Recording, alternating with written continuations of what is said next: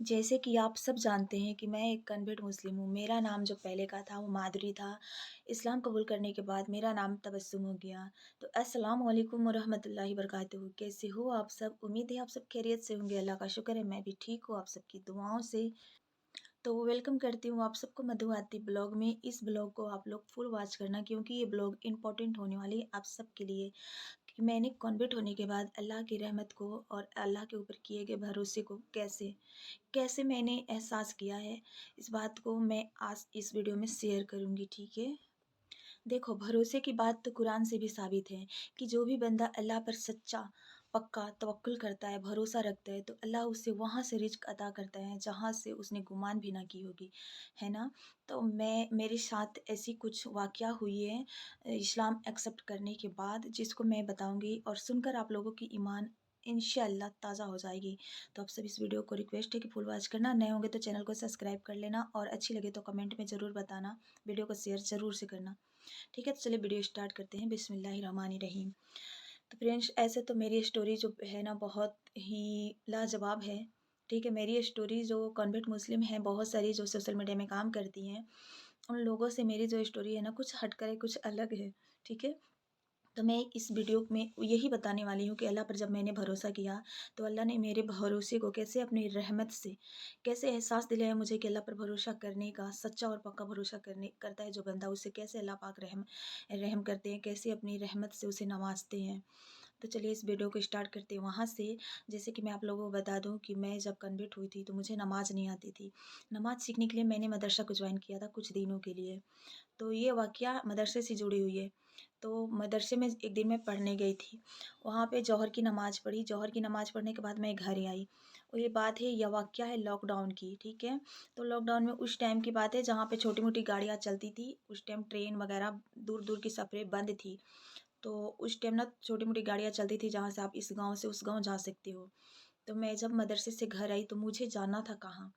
जो मेरे नाना-नानी थे, जो मेरी सासू माँ के माँ-बाबा थे, उनके मायके जाना था, मेरी नानी के मायके जाना था, यानी मेरे नाना के ससुराल। तो पता है वहाँ के मेरे नाना और नानी जब इंतकाल किए थे, तो वहाँ से उनकी भाभी आई थी, नानी की भाभी और भाई, तो वो लोग भी मेरे नाना-नानी हुए रिश्ते में, तो उन्हीं लोग से मुझे मिलने जाना था।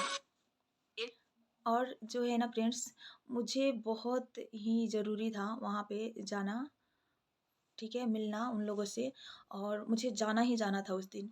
मुझे बहुत ज़रूरी काम भी था। तो पता है नाना का नाम मुझे याद नहीं था। वो बुज़ुर्ग थे ऐसे भी आप लोग जानते हैं मुस्लिम में नाम थोड़ा होता है नाज़िब, हिंदू के लफ़्ज़ में बोलने में नहीं आती। आसानी से वो लोग बोल नहीं पाते। तो ऐसे ही कुछ नाम था जो मेरी ज़ुबान लड़खड़ा जा रही थी, बोल नहीं पा रहे थे।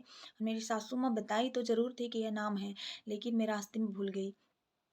तो मैं जब निकली घर से तो मैंने देखिए उनका नंबर भी नहीं था मेरे पास और उनका घर कहाँ पड़ता है ये भी नहीं मालूम था और फिर जाकर नाम जो याद था घर में वो गाड़ी में जाकर के भूल गए। हम घर से निकल गए, मेरी सासू माँ बोल रही थी कि जब तुम घर देखी नहीं हो तो कैसे जाओगी, फिर नंबर भी नहीं है कि फ़ोन से बातें कर लोगे। उस टाइम मेरे पास भी मोबाइल नहीं था कि मैं कहीं अटक जाऊँ तो किसी से कॉन्टेक्ट कर लूँ और बातें करके बता लूँ कि यहाँ पे हूँ मैं। ठीक है? तो मैं जब अल्लाह पे भरोसे करके घर से निकल गई और रोशनी मेरी उस टाइम न लॉकडाउन में रोशनी मेरी छोटी थी, शायद 3 साल की थी, अभी 8 साल की हो रही तो 3 साल की शायद थी उस टाइम, छोटी थी उस टाइम मेरी फिर ये इसको हम करा रहे थे। तो क्या हुआ ना कि जब हम निकले घर से और गाड़ी में बैठ गए, गाड़ी में बैठे तो नाना का नाम याद कर रही हो, नाना के नाम भूल गए बिल्कुल। अब बोले कि अब तो हम घर से निकल गए, अब फिर पूछने तो जा नहीं सकते। हम बोले कि ए अल्लाह ताला, मुझे जाना है और मैं जा रही हूँ। मेरा कर्म है, मैं कर रही हूँ, लेकिन नतीजे तेरे हाथ में हैं, ठीक है? ये बोला भी जाता है कि आप मेहनत करो, नतीजे जो होने वाले हैं अल्लाह के भरोसे छोड़ दो। अल्लाह जो करेगा बेहतर करेगा। तो मैं इसी तवक्कुल के साथ गाड़ी में बैठ गई और सफ़र मेरा जारी हो गया। तो मैं गई एक जगह से, मुझे गाड़ी चेंज करना था, लास्ट गाड़ी उस गाँव के लिए थी, उसमें मैं बैठ गई। ड्राइवर पूछा कहाँ उतरना है? मैंने नाम बताया कि मुझे यहाँ पे उतरना है इस गाँव में, बोला ठीक है। जब फ्रेंड्स हम जाने लगे वहाँ पे, तो बीच-बीच में बहुत से सवारी जो थे ना उतरे गाड़ी से, तो गाँव में पहुँच गई फाइनली गाड़ी। जब गाँव में पहुँच गई तो शाम हो गई थी, जो असर की नमाज़ अज़ान हो गई थी, शायद मेरे सफ़र के रास्ते में ही अज़ान पड़ गई होंगी, मगरिब की अज़ान होने वाली थी। और मेरे साथ में मेरी लड़की भी थी और मैं अकेली। अब हम क्या किए, यहाँ पर आप लोग पूछेंगे कि आपके हस्बैंड कहाँ थे? तो मेरे हस्बैंड लॉकडाउन में वो कहीं गए हुए थे, उधर फँस गए थे। तो वहाँ से ट्रेन से आनी थी, ट्रेन बंद थी, वो घर पे नहीं थे, मुझे अकेले जाना पड़ा वहाँ पे। तो जब मैं गई वहाँ पे तो ड्राइवर पूछा आपको यहाँ पे कहाँ उतरना है? अब तो मुझे ये भी नहीं मालूम कि इस गाँव में मैं उतरूँ तो कहाँ उतरूँ? तो मैंने ड्राइवर से बोला भाई मुझे आप वहाँ पे उतार देना जहाँ से आज आगे आपकी गाड़ी ना जाएगी। तो वो हँसने लगा, बोला अच्छा आपको बस स्टैंड में जानी है? हम बोले कि हाँ, वहीं पर उतार देना। बोला चलो ठीक है। अब उसने गा एक सवारी बाकी था गाड़ी में उतरने को, एकमात्र सवारी। अब एक हम थे और मेरी एक अनीशा। तो जब हम जाने लगे तो वहाँ पे फिर हम दुआएँ किए कि ए अल्लाह में कहाँ पर घर है, नाम तो मैं भूल गई। मुझे नाम भी याद नहीं आ रही है, कैसे मैं ढूँढूँगी? ढूँढते-ढूँढते रात हो जाएगी, मैं अकेली औरत, एक मेरी बच्ची, कहाँ जाएँगे हम? ये सारी बातें सोचकर अल्लाह से दुआएँ कर रहे थे। क्या हुआ ना फ्रेंड्स, देखो यहाँ पर अल्लाह के भरोसे का नतीजा जो मैं अपनी आँखों से देखी और मेरी आँखें भर गई थी उस टाइम। वो जो एक सवारी बाकी थी, वो उतरने को बोली, वहाँ पे गाड़ी रुकी और मैं जो हूँ देखो रोड पे गाड़ी है, रोड के इस साइड मेरे नाना-नानी के घर है और रोड के इस साइड में चेहरे करके ऐसे खामोशी से बैठे अल्लाह से दुआएँ कर रही थी। वहाँ पर क्या किया, जब वो एक सवारी उतरने को गाड़ी रुकवाई, वहाँ पे मेरी रोशनी इतनी तेज़ रोने लगी कि इसको मैं ना ऐसे सुला करके थपथपी मारी और जंगले की तरफ ऐसे देखी। जब ऐसे देखी ना तो नाना-नानी तो मेरे घर पर आए हुए थे, नाना-नानी इंतकाल किए थे तो ऐसे ईद-उद में भी आए हुए थे तो हम लोग उनको फेस देखे हुए थे, पहचान रहे थे। जब रोशनी को ऐसे थपथपी दे कर के जंगले की तरफ ऐसे देख रहे हैं, जब देखे तो देखे कि नाना तो यहीं पे सिलाई कर रहे हैं, सिलाई मशीन चला रहे हैं। अब वो सवारी उतरा, ड्राइवर गाड़ी चालू कर दिया। हम बोले ड्राइवर से भाई मुझे यहीं उतरना है, मुझे यहीं उतरना है। बोला क्या बात है, आप तो ये जहाँ उतरना है आपको तो बहुत दूर है, अभी नहीं पहुँची आप। बोले कि कोई बात नहीं, मुझे यहीं उतरना है। तो देखो ये होती है अल्लाह पर भरोसा करने का नतीजा, अल्लाह पर सच्ची तवक्कुल करोगे आप।